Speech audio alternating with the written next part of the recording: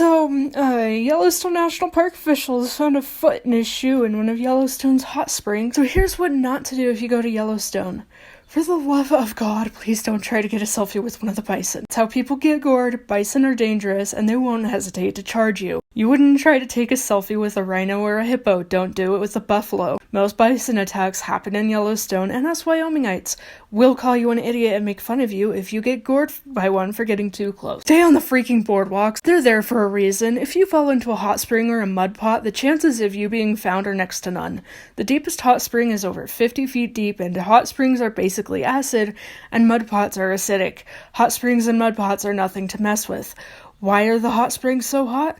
When you visit Yellowstone, you're literally standing on an active volcano. The hot springs and mud pots are formed from the geothermal activity underneath the park. This is why it's so hot. For the love of everything, do not mess with the hot springs and mud pots.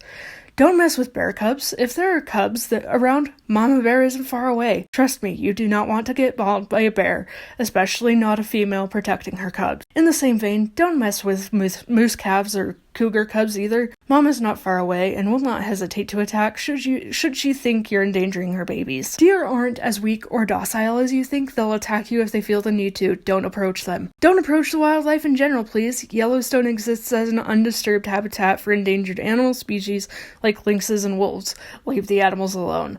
Let the park rangers know if something is wrong or if you spot any animals near campsites. Animals near campsites can be dangerous. Don't hesitate to let park rangers know if you saw a bear or moose near a campsite. Do not feed the animals. Not just do you risk making them sick, but it endangers both you and the animal.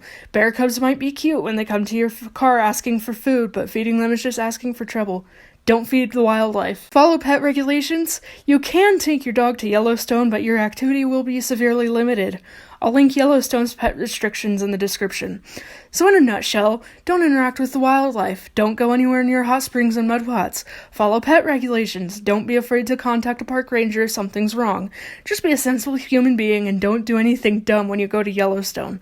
If we in Wyoming hear about it, you will be made fun of with no hesitation. Don't be dumb.